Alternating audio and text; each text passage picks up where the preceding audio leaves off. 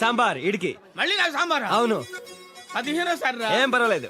ఎన్నిసార్లు అమ్మాయి సాంబార్ వడ్డిస్తే మాత్రం డీసీ దేవదాస్ చంద్ర. లోకేష్ కనకరాజ్ ఈ మూవీలో మెయిన్ లీడ్ లో యాక్ట్ చేశారు.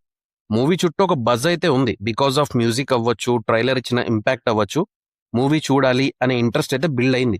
సో మూవీ చూసాక నా రియాక్షన్ ఏంటంటే నాకు మూవీ నచ్చింది. సో అసలు స్టోరీ ఏంటి, ఎలా ఉంది అనే పాయింట్స్ అన్ని డీటెయిల్ రివ్యూలో మాట్లాడేసుకుందాం. దానికన్నా ముందు మన ఛానల్ని ఇంకా సబ్స్క్రైబ్ చేసుకోకపోతే ఇప్పుడే సబ్స్క్రైబ్ చేసుకోండి. Thank you. సో ఇంకా స్టోరీ వచ్చేసి చాలా చిన్నగా ఉంటుంది. సిస్టంలో ఉన్న కొంతమంది చేసిన దాన్ని హీరో అండ్ గ్యాంగ్తో కలిసి ఎలా రివెంజ్ తీర్చుకున్నాడు అనేది మెయిన్ ప్లాట్. కథ అంతా కొత్తది కాకపోయినా ఎగ్జిక్యూషన్ చాలా బాగుంది. స్టార్ట్ అయిన 30 minutes వరకు ఓకేగా వెళ్ళిన మూవీ ఒక పాయింట్ దగ్గర చంద్ర క్యారెక్టర్ ఇంట్రడక్షన్ నుంచి పీక్ లెవెల్కి వెళ్తుంది. స్క్రీన్ ప్లే చాలా టైట్ గా ఉంటుంది. ఇక్కడ ఇంటెన్స్ మోడ్లోకి తీసుకెళ్తారు అండ్ ఇంటర్వెల్ బ్యాంగ్ అయితే వేరే ఉంటది. అక్కడ నుంచి మ్యాడ్నెస్ మీట్స్ మ్యాడ్నెస్ అనే టైటిల్ తో ఫస్ట్ హాఫ్ ఎండ్ చేస్తారు.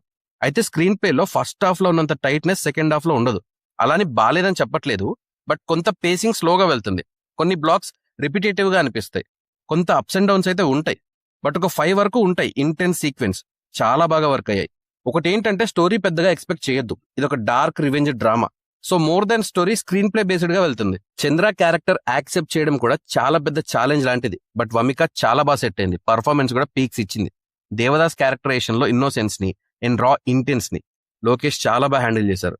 లోకేష్ యాక్టింగ్ కూడా జస్టిఫైయింగ్ గా ఉంది. అంటే ఎక్కువ పర్ఫార్మెన్స్ చేసే రోల్ కాదు, బట్ ఒక మోటివ్ తో ఉన్న రోల్ కనుక ఒకటే మూడ్ లో ఉంటుంది. దాన్ని లోకేష్ చాలా బాగా క్యారీ చేశారు.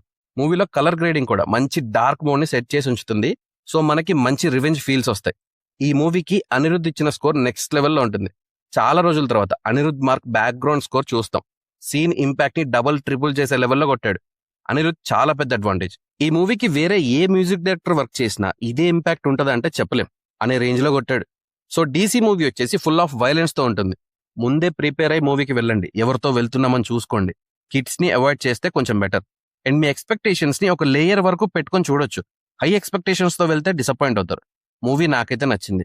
మీరు చూస్తే మీకు ఎలా అనిపించిందో మీ ఒపీనియన్ ని కామెంట్స్ లో మెన్షన్ చేయండి. నా రివ్యూ నచ్చితే సబ్స్క్రైబ్ చేసుకోండి. Thank you for watching.